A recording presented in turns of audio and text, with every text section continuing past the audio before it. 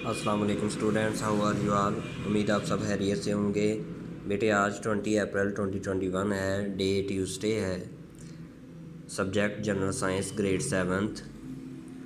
Dear students, جیسا کہ آپ کو پتہ ہے کہ ہم نے کل جو ہے وہ ڈائجسٹو سسٹم کا ڈائیگرام ڈرا کیا تھا، صرف اس میں اس کے جتنے پارٹس تھے ڈائجسٹو سسٹم میں جو انکلیوڈ ہوتے ہیں ان سب کی وضاحت آپ کو سمجھائی تھی، اور کل کے کام میں صرف آپ کا ڈائیگرام ہی تھا۔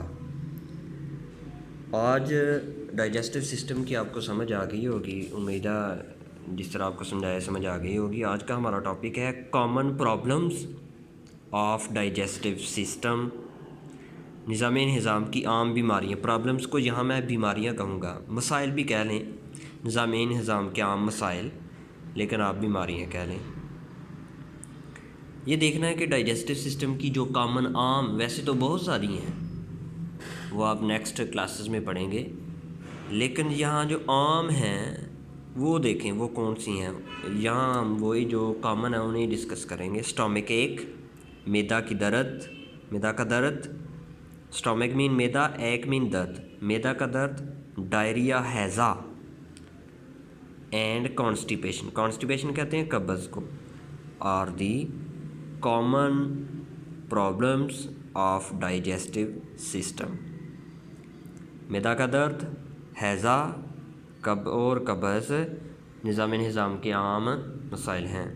تو آج ہم صرف پڑھیں گے اسٹامک ایک، معدہ کا درد۔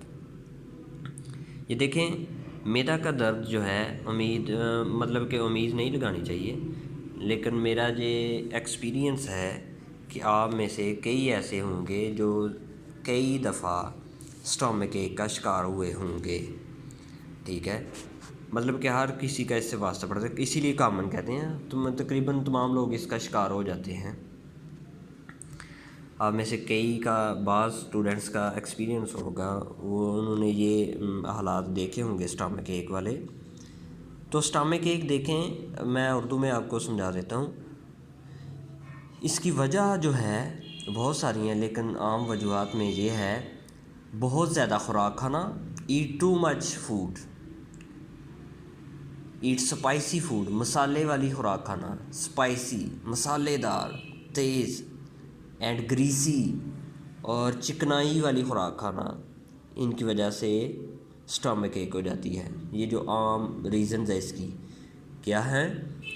بہت زیادہ خوراک کھانا، مسالے دار خوراک کھانا یا چکنائیوں والی خوراک کھانا، ان سے اسٹامک ایک ہو جاتی ہے۔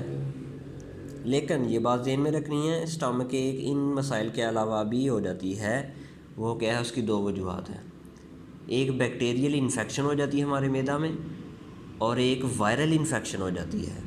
مطلب کہ کوئی بیکٹیریا یا وائرس کسی ذریعے سے، کسی خوراک کے ذریعے سے یا کسی ایسے پرسن کی استعمال شدہ چیز استعمال کرنے سے، اس کا استعمال شدہ برتن، اس کی استعمال شدہ گلاس یا سپون استعمال کرنے سے ہم اس کا شکار ہو جاتے ہیں۔ لیٹ سپوز کہ ایک پرسن ہے جو معدہ کی اس کو وائرل انفیکشن ہوئی ہے یا بیکٹیریل، وہ آتا ہے، وہ کھانا کھاتا ہے ایک پلیٹ میں، سپون بھی یوز کرتا ہے، اسی سپون اور پلیٹ سے آپ استعمال کر لیتے ہیں۔ ظاہر ہے اس سے کھایا، اس کے منہ سے جراثیم جو ہیں اس سے لگ گئے، جب آپ کھاتے ہیں تو وہ آپ میں ٹرانسفر ہو جاتے ہیں۔ ٹرانسفر جب ہوتے ہیں آپ میں تو وہ ڈائریکٹ اٹیک کرتے ہیں جا کے معدہ پر۔ معدہ پر جب اٹیک کرتے ہیں تو پھر آپ کو اسٹامک ایک ہو جاتی ہے، یا اسٹامک فلو بھی، اگر وائرل ہو تو پھر اسے کہتے ہیں اسٹامک فلو۔ تو ان سارے مسائل کے لیے جو بھی مسئلہ ہو، اس کے لیے ہمیں ڈاکٹر کے پاس چیک اپ کروانا پڑتا ہے۔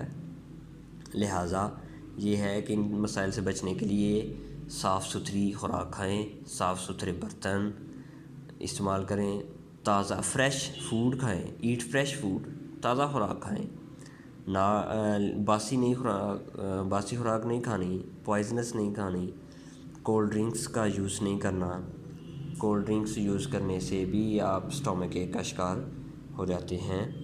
تو ڈیئر اسٹوڈنٹس، یہ جو اس کی جو ایکسپلینیشن ہی وہ میں نے آپ کو سمجھا دی ہے، لیکن آپ کے ہوم ورک میں یا آپ نے جو لیسن، آپ نے جو سبق یاد کرنا ہے، وہ آپ کو بک سے میں پک سینڈ کر دیتا ہوں، وہ آپ نے یاد کرنا ہے اور وہ ہی لکھنا ہے، وہی آپ کا ہوم ورک ہے۔